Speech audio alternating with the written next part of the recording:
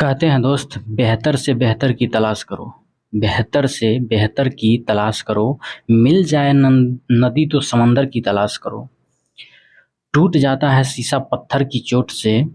टूट जाता है शीशा पत्थर की चोट से। टूट जाए पत्थर ऐसा शीशा तलाश करो। तो good morning friends, KP UPSC study official में आपका स्वागत है। तो हम आज कुमार गौरव सर का 21 जून का करेंट अफेयर क्वेश्चन का रिवीजन करने वाले हैं। तो हम बात कर लेते हैं पहला क्वेश्चन। 21 जून 2023 को अंतर्राष्ट्रीय योग दिवस का कौन सा संस्करण आयोजित किया गया है? तो ये कौन सा है? 9वां संस्करण आयोजित किया गया है। और बात कर लेते हैं अंतर्राष्ट्रीय योग दिवस के बारे में। तो अंतर्राष्ट्रीय योग दिवस का शुरुआत जो है वो 2014 में हुआ था। और हमारे नरेंद्र मोदी, प्रधानमंत्री नरेंद्र मोदी जी के द्वारा संयुक्त राष्ट्र महासभा में जाकर के भाषण दिए और वहाँ पर उसी पीएम में संबोधन किए कि योग से क्या क्या फ़ायदा है, जिसकी वजह से 2014 में ही इसका नींव रखा गया शुरुआत। और लेकिन 21 जून 2015 को फर्स्ट योग दिवस मनाया गया, ठीक है। और इसके बाद इसका थीम था वसुदेव कुटुंबकम के लिए योग।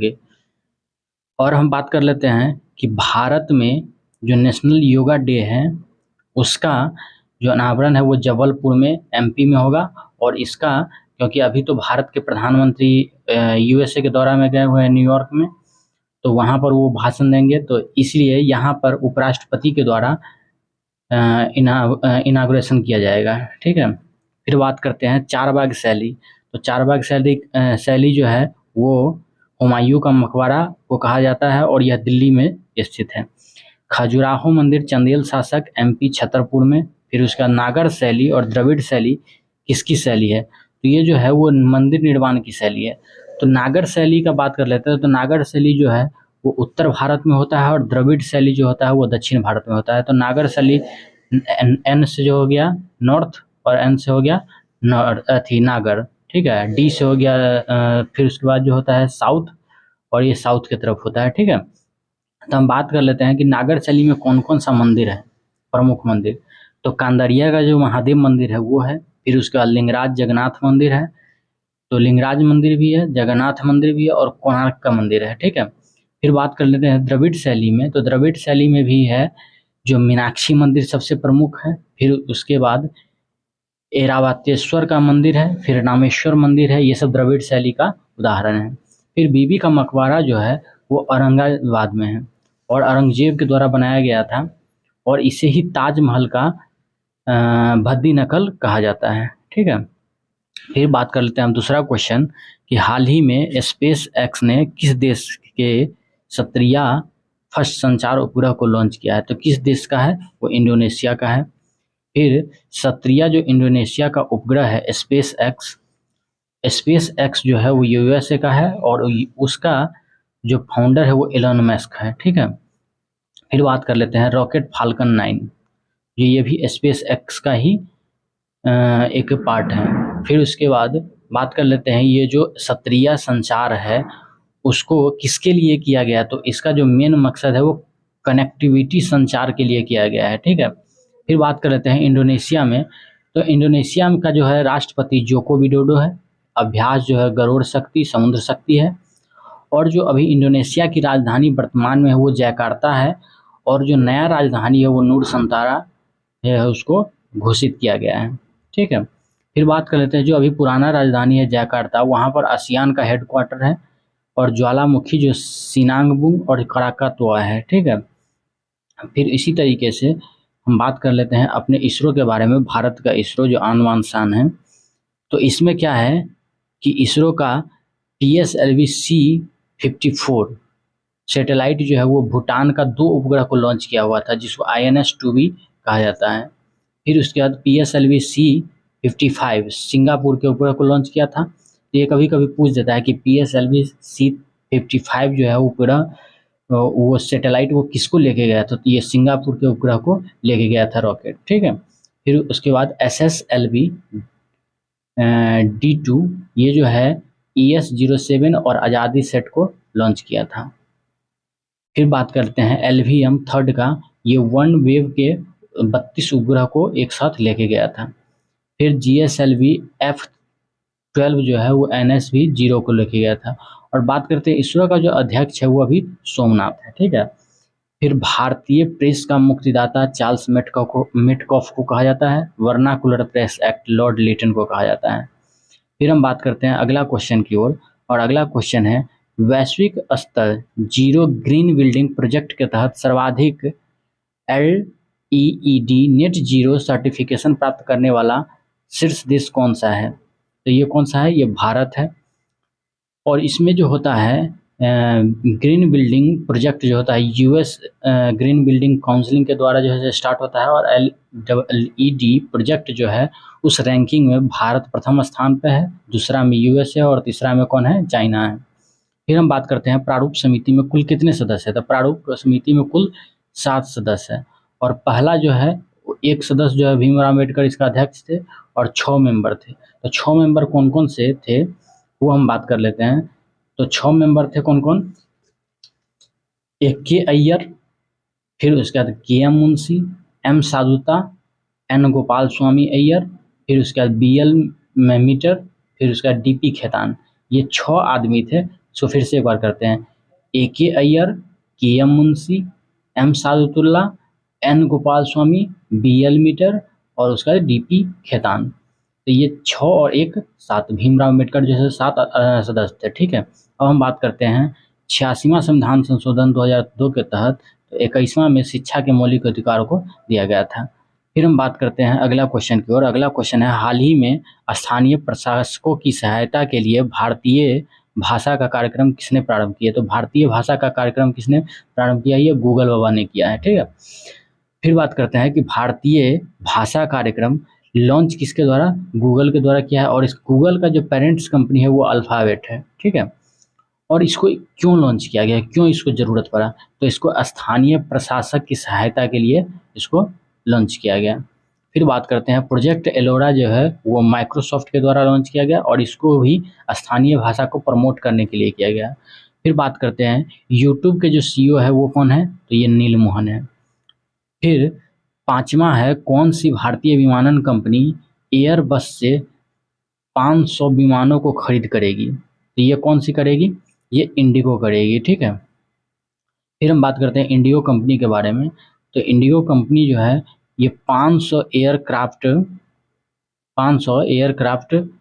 का ऑर्डर दिया है, जो अभी तक के भारत का सबसे बड़ा जो डील है, ठीक है। और इसमें क्या है, एयरबेस कंपनी जो है उसको बनाने के लिए दिया गया है। और ये कौन सा है? A32 फैमिली एयरक्राफ्ट है। और ये जो भारत का डोमेस्टिक फ़्लाइट का जो इंडिगो जो है वो भारत का डोमेस्टिक फ़्लाइट का 60% भागीदारी को कवर किया हुआ है। और इसी तरीके से एक और है हमारे इससे पहले कुछ दिन एयर इंडिया जो था वो गवर्नमेंट की थी, लेकिन अब फिर से इसको टाटा ने अपना टेक ओवर कर लिया है।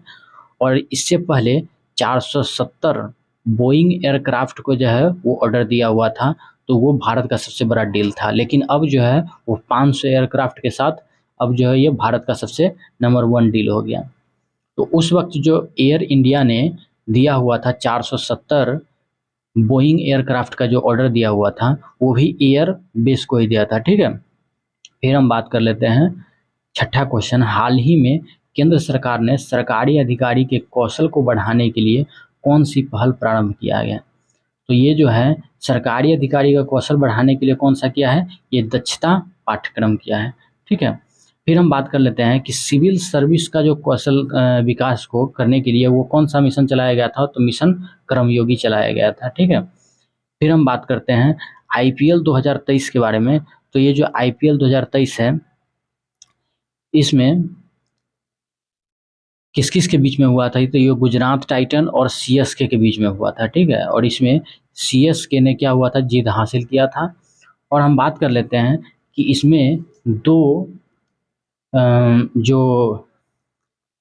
ऑरेंज कप और पर्पल कैप है ये बहुत महत्वपूर्ण रखता है। तो ऑरेंज कप जो है वो किसको मिला हुआ था? वो शुभमन गिल को मिला हुआ था जो गुजरात टाइटन के ही थे। और पर्पल कैप जो है वो मोहम्मद शमी को मिला हुआ था जो वो भी गुजरात टाइटन के ही थे। तो बात करते हैं पर्पल कैप किस क्षेत्र में दिया जाता है? तो पर्पल कैप जो होता है वो बॉलिंग में सबसे ज़्यादा विकेट लेने वाले प्लेयर को दिया जाता है। और ऑरेंज कप जो होता है वो सबसे ज़्यादा रन बनाने वाले प्लेयर को दिया जाता है। ठीक है, फिर हम बात करते हैं अगला क्वेश्चन, हाल ही में विश्व प्रसिद्ध भगवान जगन्नाथ की रथ यात्रा का आयोजन कहाँ से प्रारंभ हुआ है?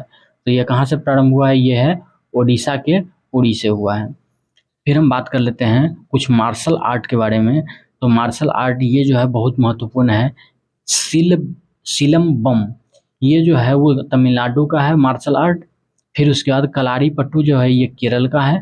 थांगटा है मणिपुर का मार्शल आर्ट। मलखम जो है वो मध्य प्रदेश का है। ठीक है, फिर हम बात करते हैं हाल ही में रॉ का नया प्रमुख किसे नियुक्त किया गया है? तो रॉ का प्रमुख जो है किसे नियुक्त किया गया है? ये रवि सिन्हा को किया गया है। बात करते हैं रवि सिन्हा को किसके स्थान पे किया गया है? तो सावंत कुमार गोयल इससे पहले रॉ के नया प्रमुख थे। ठीक है, फिर हम बात करते हैं कि सीबीआई का जो अभी नया प्रमुख है वो कौन है? तो सीबीआई का जो प्रमुख है प्रवीण सूद है। और सीबीसी का जो है वो क्या है? प्रवीण कुमार श्रीवास्तव है। फिर हम बात करते हैं मुख्य निर्वाचन आयुक्त अभी कौन है? वो राजीव कुमार है। 9वां क्वेश्चन है हाल ही में G20 पर्यटन कार्य समूह की अंतिम बैठक का आयोजन कहाँ किया गया? तो देखिए G20 का जो होता है समूह का बैठक हर एक जगह पे होता है। भारत के अनेक जगह पे हुआ, जैसे हुआ पश्चिम बंगाल में हुआ, फिर उसके बाद मध्य प्रदेश में हुआ, उत्तर प्रदेश में भी हुआ, जम्मू कश्मीर में भी बैठक हुआ। तो हर एक जगह पे भारत के अलग अलग जगह पे हुआ है। लेकिन ये जो है भारत का अंतिम बैठक अभी होने जा रहा है और इसका चौथा जो अंतिम बैठक है वो गोवा में किया गया है।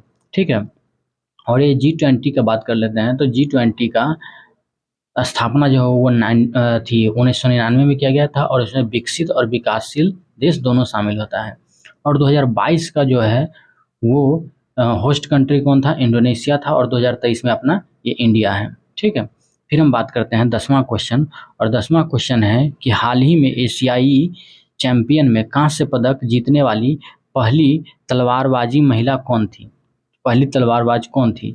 तो ये कौन सी है तलवारबाज? पहली भवानी देवी। बात करते हैं कि ओलंपिक में भी जो पहली बार भाग लेने वाली महिला कौन थी? भवानी देवी थी। फिर बात कर लेते हैं टाइगर रिजर्व के बारे में। तो दम्फा टाइगर रिजर्व जो है वो मिजोरम में है। फिर रामगढ़ बिस्तारी जो है वो राजस्थान में है और ये 52वां टाइगर रिजर्व है। गुरु घासीदास जो टाइगर रिजर्व है वो छत्तीसगढ़ में है। और रानीपुर जो है वो रानीपुर कहाँ पे है? उत्तर प्रदेश में, और ये 53वां टाइगर रिजर्व है। ठीक है, तो इसी तरीके से ये हमारा लास्ट क्वेश्चन था। और अगर यह वीडियो अगर पसंद हुआ हो तो लाइक कीजिएगा, शेयर कीजिएगा और सब्सक्राइब कीजिएगा। साथ ही बेल आइकन को प्रेस कर दिया जाएगा जिससे आपको लेटेस्ट नोटिफिकेशन आपको प्राप्त होगा। ठीक है, तो मिलते हैं हम फिर नेक्स्ट क्लास में। तब तक के लिए जय हिंद, धन्यवाद।